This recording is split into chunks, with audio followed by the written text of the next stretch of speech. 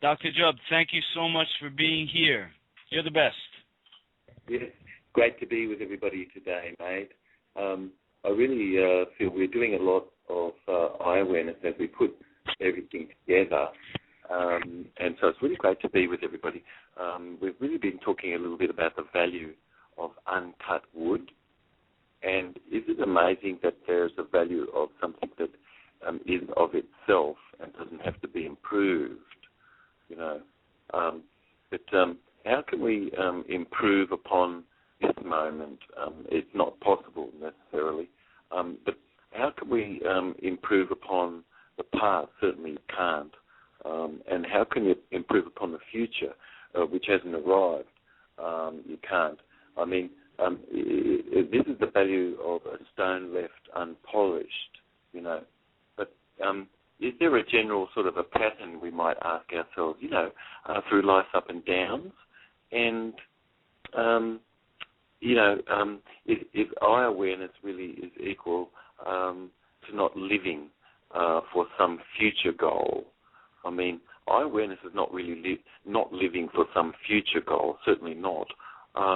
And this knowing is within us, and this is the voice within you, and this is the voice that comes from inside you, and this is not imparted to you, but that this is something that's coming from inside you, and this is versus sort of some gathered knowingness or something outside. But eye awareness really is equivalent to a science as a part that's equivalent to no wrong. That's not equivalent, certainly, to people pretending claims and things to the whole. But when somebody's really pretending claims to the whole, that's where things really go wrong, you know, because this is really not about perfection, but it really is more my beingness and yours and our listening right now in our totality and coming from our totality. But eye awareness really is equivalent to laws really being upheld, and if they're not, then they're not, you see. That's all. And this is applied as I is the way, really, and all the religions that are existing really become more the means for this, you know, to be achieved. Yes.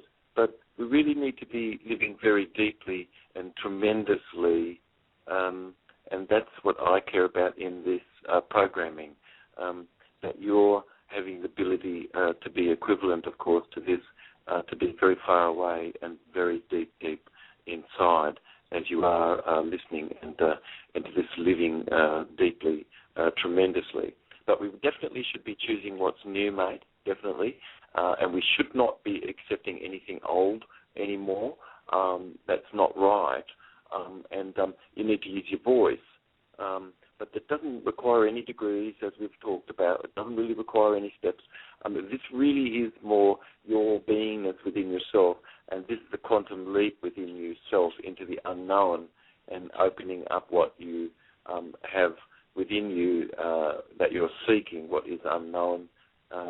But all one really is equivalent to what's essential, and this is you and I, and this is not equivalent to being sort of lonely, even though, of course, someone could be lonely, just as someone could feel grief and loss, and they cannot maybe necessarily get to rah-rah because they do have something which where they're integrating some loss. But loneliness really is probably equivalent more to an accident more, and something being more uncaused is causing that. But an accident continued is the loneliness really, but emptiness is really equivalent to something which is not your thinking or human-made at all, but to become a means to some end, as we use a boy's life so quickly, for instance, and not to be concerned about the person who could have become a puppet or just a figure of an archetype of something to be put upon as a person, and we can be we can be dissociated and not consider that this is our baby and this is someone's son or this is someone's daughter. But people really are full into desire and all of that, and more is better, and burning more rubber on the road, as we've talked, and building bigger houses and things like that. It's really a metaphor for desire, which really is like a wind blowing over the rubbish that's not still at all. And it's really the riding of an appetite of the beast, but that's a behaviour which is not social, but we need to be able to recognise fully within ourselves and express what's more social. But certainly being relaxed and having more relaxation, in yourself, being equivalent to timelessness, and knowing what you can do and knowing what you can't, and really having a really good deep courage and conviction to ever be aware of what's possible to be, and to keep hope and feel hope within yourself, and feel possibleness, and feel and look and keep an outcome that you have within yourself. And this is really just simply being empty and recognizing that our playfulness and our playful state of our being really is a person's true state of being. But that persons who are not so really playful within themselves at all, or maybe not expressing really whole bone functioning in their behaviour, that could be sort of problematic, yeah.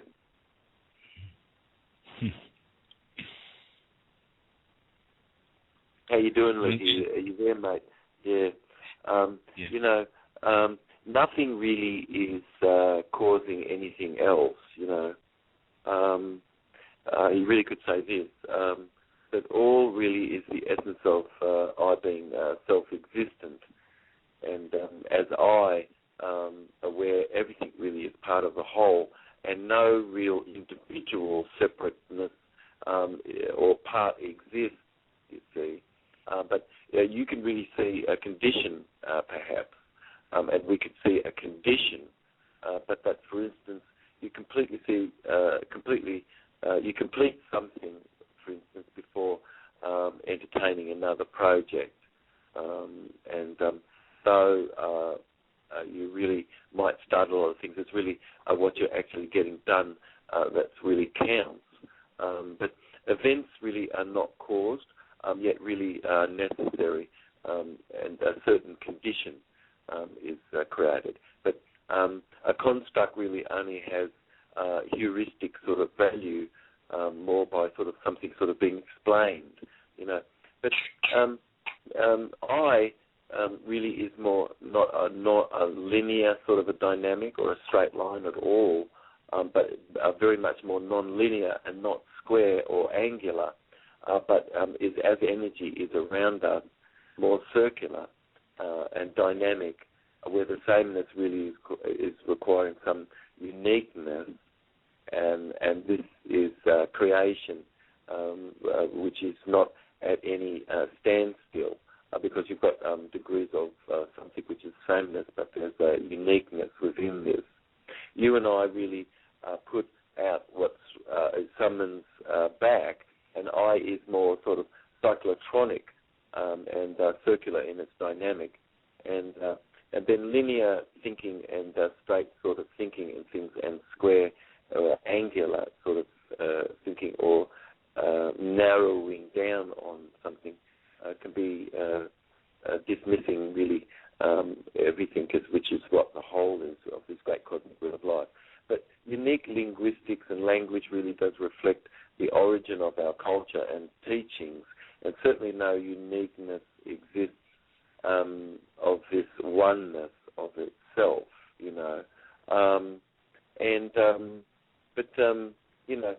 you've got you've really got friendly fire, of course, as we talked about in our past program, of 400,000 United States boys that have been killed, and 80% of those boys that have been killed, which is 20%, really was from friendly fire. And what's going on there, that soldiers really have a loss of love, but that they've been trained to be with something where what's above can even have been perhaps a loss of love, we really need to be very caring, very much about our armed forces and people and service people, very, very much. And my father certainly didn't risk his life, saving American boys, which he did on the front lines as a medic, and not to live necessarily a good life himself afterward. But that he didn't do this necessarily to certainly see his grandchild, for instance, not have a father, which American, certainly the American system is a fatherless sort of a system, But it's really not a closed box, certainly, and we've got to go beyond jet fuel, in the water, and how does it contaminate everything, and why should that be that way, But the frontal temporal lobe in dementia and things, and violence stimulate sort of conditions where there's a whole range of difficulty for people to initiate or to move, or to have moved more slowly, or to have involuntary sort of movements and things. And all the omega-6 fats and things that people are eating really isn't helping, and that causes ever more toxic beta-amyloid plaques and things, to form in the brain. But energy and motion of itself, just a person really centered around their integratedness in their pleasure and interest, and recognizing this as the major state to be, because no matter what is happening, it's possible for you to really remain in this very, very fine state. But otherwise, there could be a state otherwise. It sort of is more not the path of least resistance, but resistance, and that's difficulty to initiate and to move more slowly, and then that's all conditions that have gone on psychologically, and things that could have been other than allowing proper dopamine and serotonin to function within a person and a child, as the child grows up to be an adult. But that by itself, energy in motion and not being put correctly, can have zombieized,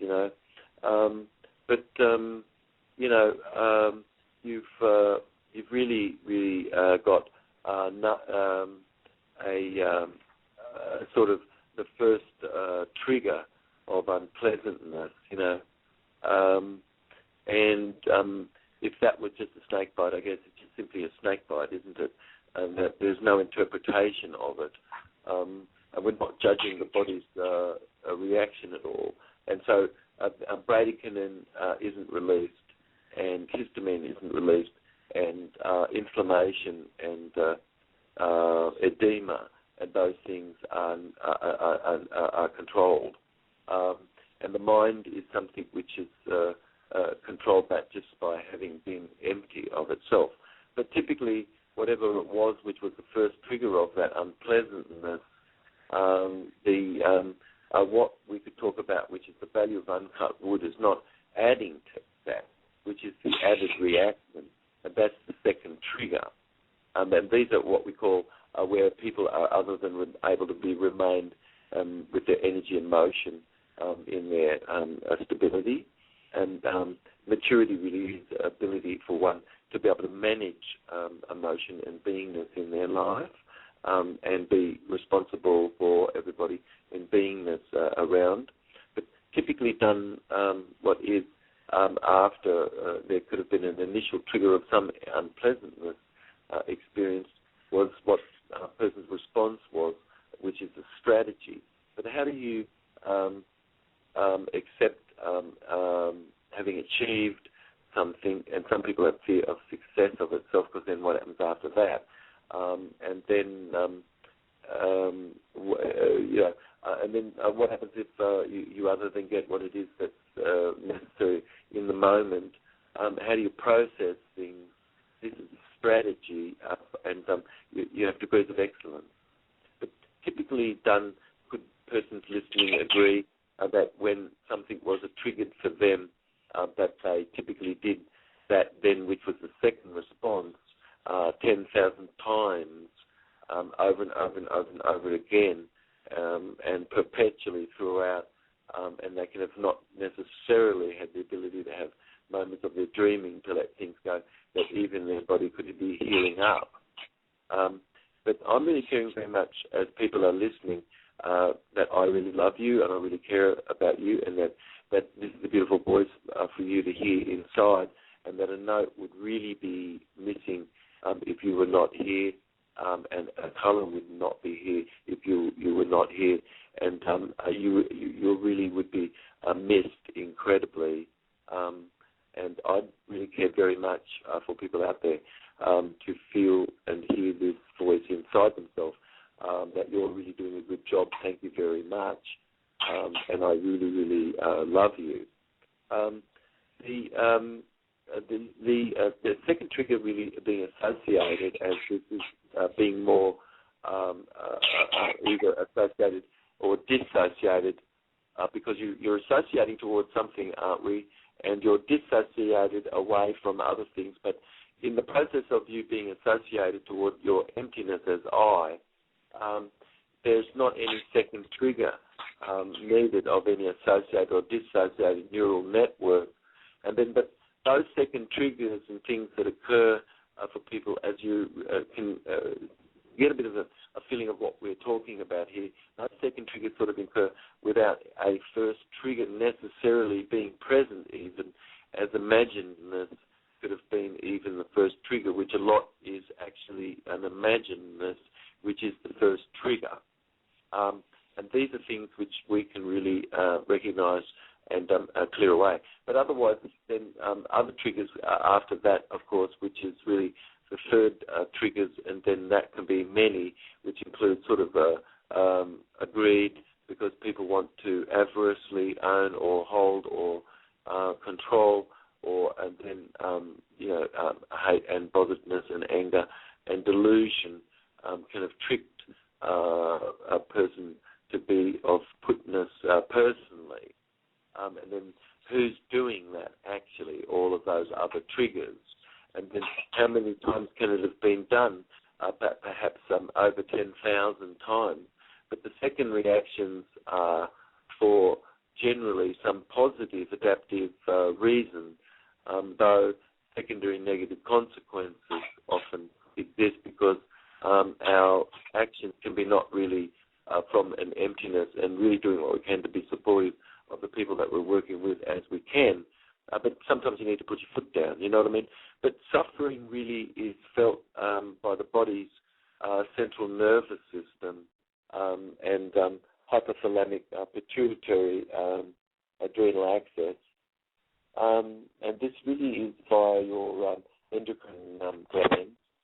And your energy and motion and how relaxed you are and how cool you are in the moment really is a matter of your ability to be able to multiple process and get things done.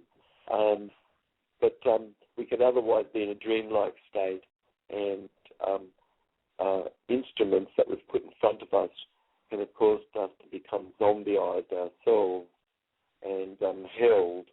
We don't know how to get out of a pattern of surfing once somebody really has literal dopamine or serotonin, or hasn't developed a pattern of being in the day that really allows them to feel satisfied in their beingness by just simply being empty. But we've had to have a lot of things done, which that's not correct. But the anterior frontal cingulate cortex harmonizes our activity. The perceptual region of our brain needs to be firing, and as this is firing, interest and pleasure is existing, and that's causing our frontal cortex to become active, and information becomes logged in the frontal cortex. And as you have an interest and pleasure, and as you're with the strange and unusual, and you're lifting this veil of illusion, and this is exposing to you the things of a forgotten dimension, really. Your frontal cortex and it has to be active in logging new information. And then as you're dreaming tonight, as you have your slow dream wave sleep pattern incurred, the information then becomes logged in the postmodal cortex area and then becomes more in long-term memory, having the ability to be able to access this for several weeks afterward. If you entrain even water that is living to an entrained memory of a pattern, it can retain the memory of this for up to 6 weeks or more. But the interest and pleasure stimulate access to the frontal cortex, and the frontal cortex is much more connected to the back of the brain than the right hemisphere, and it has a lot more grey matter, and it's sort of on-off fast switch, and it's involved in planning and sequencing things. And the anterior frontal cingulate cortex is an area of the brain which harmonizes our activity and can be considered sort of like part of the executive guidance, which is letting you know what's too much, what's not enough. And you need blood flow to these regions, Lukey. But the various areas of our brain, we have, for instance, an area of our brain which is very fibrous, and the corpus that we have a bundle of connective fibers between both our hemispheres, and there's a little fornix which the front part of the brain can be sloshed against, and if it does, it can cause a damage, and any concussion to the brain at all can create all sorts of behavioural challenges, including transient states of amnesia and this sort of thing. But then certainly transient states of amnesia can be caused because of the added reactions that people have, that they do 10,000 times themselves, because I am is, or I awareness really doesn't exist. But as I awareness does exist in your health and wellness, without me telling you anything, you are applying principles and syntax of behavior, what we're talking about. But, the amygdala and the tegmentum are areas of the brain which is involved in aversion and repugnance and avoidance and a dissociation and sort of like moving away from things and looking at the outside more and away and directions like that, versus being more going toward things, having been and moving toward things, moving along and having things within us. But then if we were directed ever more, other than in this integrated self as we're talking, but that we could have been focused on that over there, the central nervous system, the hypothalamic pituitary adrenal axis really is changed as a result of either your feeling states of pleasure, which creates whole brain patterning, or aversion, which creates inhibited and limited mind function and limited brain function, and only allows a behavior to be that rote, learnt, short, sequenced, like Tourette syndrome even is an example of this. But the frontal cortex is somebody really remain more in their interest and pleasure and their caringness. You can become aware more that new information is coming in and being given to you that you can be applying. And this is really your executive guidance existing, and this is becoming active in ever your awareness more about this beautiful voice you have, which is your familiar voice. And out of the 10,000 tonal ranges that's possible that you can hear, there's one tonal range, and you're really paying attention to this voice, right? It's just making sense.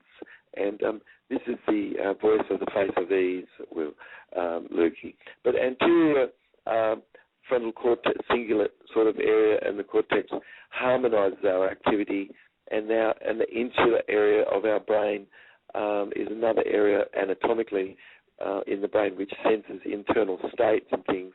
And whole brain patterning is more a polar completeness. But if you've really got people, of course, a lot of these people who are in charge of the media, which is a monopoly, like the top patsy, Ted Turner, or Murdoch, for instance, they take really orders more given and connected to the hand above the government. But that, of course, the news really about soldiers' suicide really are more than killed in action is really, of course, a great a tragedy, and I feel such a deep shame of society, but that people need to be aware that a phantom could have been in charge, and that you and I really need to be ever more aware that we really only can have proper leadership as we have the government working as a people, and the people really need to own the growth of the money supply. But otherwise, all the news sort of just are reeling against not recognizing what insanity is existing in allowing a private person to own the growth of the money supply and then control people around. It's so amazing that when I do this show, the people around me all of a sudden just disappear and they start doing other things other than paying attention. It's so unbelievable, you know. But then lots of noises happen. I wonder if everybody heard my door slam. That's just the noise of the wind. But, you know, you really, 1 billion being given to the UN by that top patsy of the hand above government, Ted Turner, just like Murdoch, really. I don't know necessarily that it's a people person, but maybe Ted's a bit more of a people person than Murdoch, who Murdoch really is sort of an owned person and doesn't own anything, and is just a phantom, really, and is not a person at all, not at all, you know, because of what the tribe is that he just is allowed to have his name put to. But 1 billion given to the UN it really is a message coming from Ted that apparently we are more evolved in ourselves not to be fighting. I think that's a very good, a beautiful beingness, but of course it's not really dealing with the situation, you know, not at all, and it's sort of like an ostrich with his head in the bloody sand. And what a bloody idiot! I'm sorry, but people in America here need to own the growth of the money supply themselves. Thank you very much, Ted. You know what I mean? And Rupert, you know, if you're listening, you know, America need to own the growth of the money supply themselves. All right. And soldier suicide is just put an instrument of unhappiness in his hands, and him to be fatherless, and fathers not to be with their sons not to be with their fathers. And that's going on to my son, just exactly what it is. And I think the message is for males who commit suicide the world over, that it's a message of a loss of love, mate. That's what that is a message of. It's a message of a loss of love, all right? But Look, I think it's really stupid, Ted, if you're listening, you know what I mean, and Rupert, and then everybody who's in the club there. It's really ridiculous. You know what you're doing. I know what you've got to do. You've got to clear those landmines away, definitely, you know what I mean? But stop planting more, you know what I mean? And it's more than just that, isn't it? But if you're only putting money into ambulances, you know, which that's nice, isn't it? And hospitals sort of thing, that's very nice, isn't it? It's lovely. But are you really doing what you can to stop what's going on and having a more innovation and taking hold of today's innovation here right now, which is new, and get rid of yesterday's solution, which is part of the problem.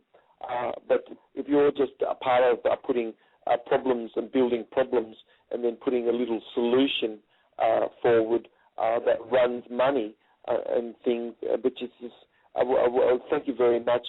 What a little amount of money to be nothing. We need to be creating of the money ourselves, thank you very much, and putting forward what's necessary. That's a bit more like a fence, mate, you know what I mean?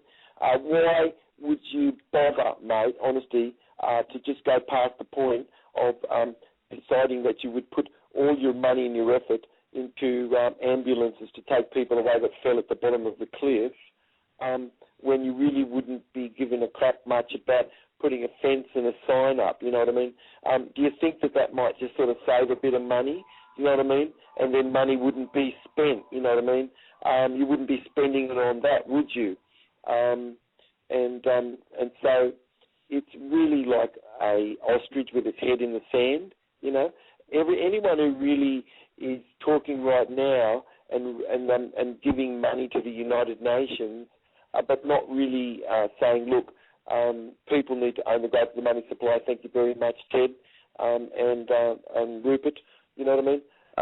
And lots and lots of people are saying that, you know, but would you come out and say that's not so, you know what I mean?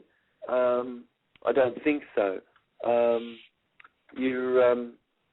You've really got, got to take hold of today's innovation, or just be stuck and remain with yesterday's solution. All right, but why don't you just, you know, before you sit down, feel excited a little bit, like you can get something done. You know what I mean?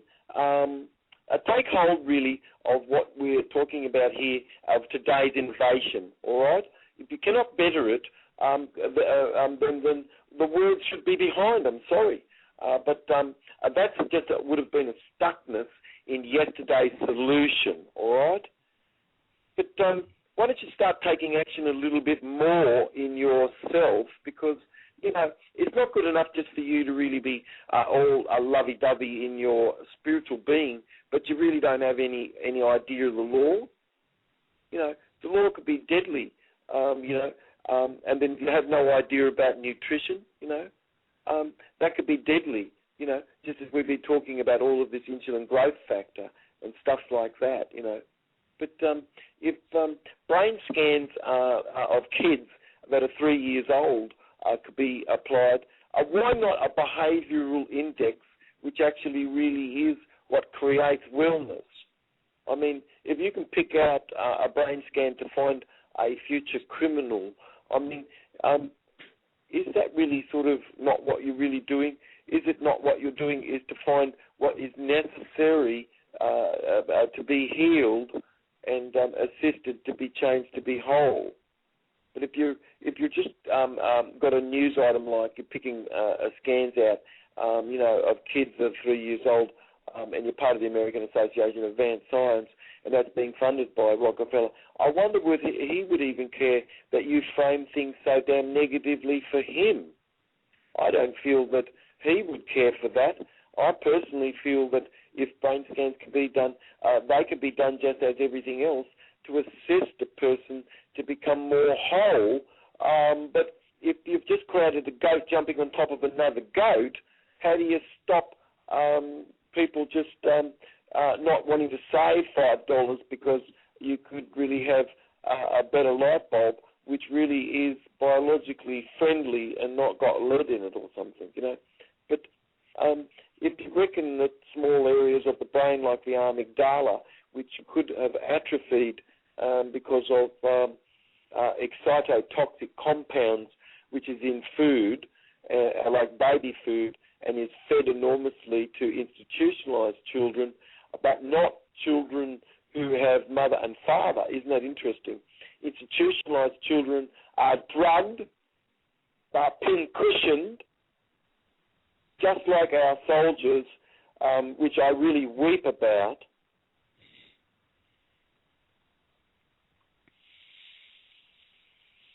I'm personally disgusted. And listen, if people just like Ted and these others and David and all other these people are not having someone there framing things more positively, and you're unaware of your createdness of the mess, you know, there's a part which really is about loving, you know, and you really need to be finding alternative ways of loving. Puppy dogs, you know, and really plants. You start looking after plants. You start getting. Have you watered a plant lately? Are you listening? No, I'm asking you. Have you watered a plant? What are you doing? Are you caring for something? If you're not caring for something and you're listening right now, stop what you've been doing and start doing something new. All right? Because the part of you which is really your lovingness, this needs to be more, you know, integrated. And the part of the terror, let's forgive that, you know what I mean? Let's forgive it, because that is very, very important. You have to have a candidate for conciliation, and then why not have candidates for conciliation? But only conciliation could be because candidates exist, and conciliation as a process really is because, well, first, you know, you need to be forgiven, but you're my son, and you're my daughter, and you're my baby, and I'm really caring very much about you, and I don't want anybody necessarily to say anything that causes you other than to wake up and just simply live life and be happy in your happiness. And that's something that you can be and have within yourself, but certainly you've got this which you should care for, which is also the civic function in your being, you know what I mean? And I think personally much more needs to be given to the soldiers and all of that have been involved in that, which is not a way to settle things. It's a groveling, all right? It's an absolute groveledness, and it means that you really haven't thought that you've read the Sailor's Bible, How to Win Friends and Influence People. Why not read that? And why not apply these technical teachings which we're giving you right now? You just roam around like a bloody moonstruck cow. If you've got an instrument in front of you, you are perpetual, just like, God help us, obsessive-compulsive. Stop.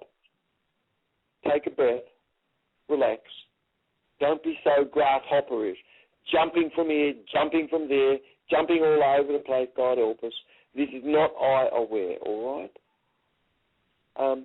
You could pursue crime, certainly, at a level in the home, because the first forms of crime that occur to children really is not talking to them and people not talking to each other and being aloof. That is violence. That's the major form of violence that's happening in America. The second major form of violence that's happening in America is people are being distracted and using distraction. They surf stupid things. They remain with stupid stuff. They don't get anything done. They try to reduce, they reduce things so that what's essential is gone, so nothing gets done at all. And absolutely, time pass, you can see this going on. Look, take hold of today's innovation right now. I know that you think I'm not talking to you, but I am. I'm letting you really know this, all right? the suicide of the BBC reporter in the news, of course, his claim really of sexual harassment being ignored. I mean,